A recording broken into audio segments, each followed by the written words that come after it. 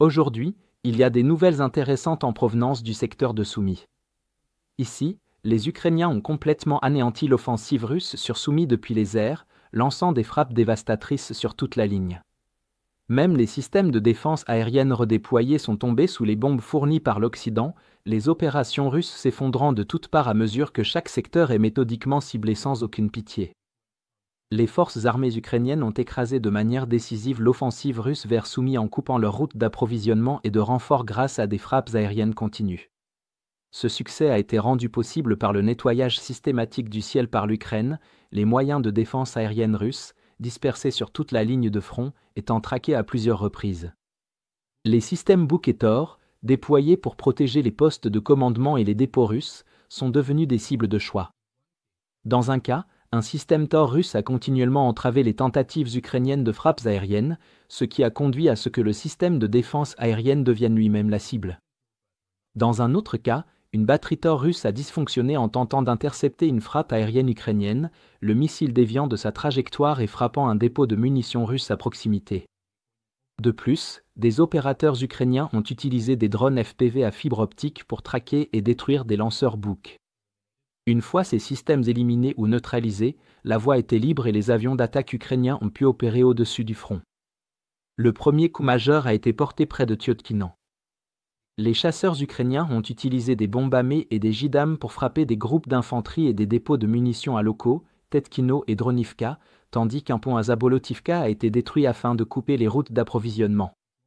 Les opérateurs de drones à Glushkovo ont été ciblés par des frappes JDAM, tandis que des soldats réfugiés dans un silo à grains à Tyotkino ont été ensevelis sous les décombres.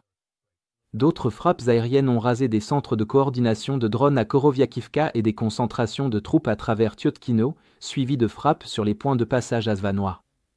Chaque vague de bombes amées et JDAM a brisé les tentatives russes de regrouper des forces, laissant des cadavres et des bâtiments détruits dans les villages de la région de Koursk, alimentant l'offensive. Plus au sud-est, côté ukrainien de la frontière à Soumy, les frappes se sont poursuivies, ouvrant de larges brèches dans les lignes russes. L'aviation ukrainienne a détruit des bases d'où opéraient les opérateurs de drones russes à Oleksivka et Lokhnia, sapant les capacités de soutien par drones russes, avant de détruire des concentrations de forces à Kindrativka et Oleksivka, où l'infanterie russe s'était retranchée dans des bâtiments civils. À Yunakivka, plusieurs ponts et concentrations de troupes ont été frappés, laissant des soldats russes ensevelis dans des structures effondrées. Le coup le plus dévastateur est peut-être survenu dans la région de Koursk, au nord de la frontière, où le quartier général de la 155e brigade de marine a été anéanti à Kornevo alors qu'il se préparait à être redéployé à Pokrovsk. Des officiers de haut rang, dont le général de division Gudkov, ont été tués, décapitant le commandement de l'une des unités d'élite russes. D'autres frappes ont empêché les Russes de combler ces brèches et ont rasé des centres de commandement à Kulbaki ainsi que des concentrations de troupes à Sukza. Dans chaque cas, des drones de reconnaissance ukrainiens ajustaient le ciblage avec une précision mortelle, ne laissant aucun survivant et capturant les événements en vidéo. Sur le flanc est, l'aviation ukrainienne a frappé à travers la région de Belgorod pour empêcher les renforts russes de stabiliser la situation et de tenter de prendre à revers les contre-attaques ukrainiennes. Les bombes amées ont rasé les garnisons ennemies à Kozinka, tandis que les JDAM ont détruit des postes de contrôle de drones à Repiakivka. Les ponts et positions à Gevo et Grafivka ont été pilonnés, et des frappes à Kolotilivka ont anéanti des groupes entiers d'infanterie. En frappant à la fois les zones de rassemblement et les axes d'approvisionnement à Belgorod et Koursk, l'Ukraine a fait en sorte que les colonnes russes avançant vers Soumy soient décimées avant même d'atteindre la frontière. Globalement, ce que le haut commandement russe menaçait autrefois comme une marche sur la ville de Soumy gît désormais en ruine, ses pointes de lance brisées par la puissance aérienne ukrainienne et sa structure de commandement décapitée, avec pour résultat évident l'effondrement de l'offensive russe. La Russie a commencé à retirer des unités de ce secteur pour renforcer Pokrovsk, signe clair de l'échec de l'offensive. La supériorité aérienne ukrainienne, établie par le démantèlement des défenses aériennes russes et l'exploitation des brèches avec des bombes de précision, a été le facteur décisif, et pour le commandement russe, les rêves d'atteindre la capitale de Soumy se sont envolés. Pour l'Ukraine, le ciel de la région leur appartient désormais pleinement, et leur domination a changé le cours de la campagne.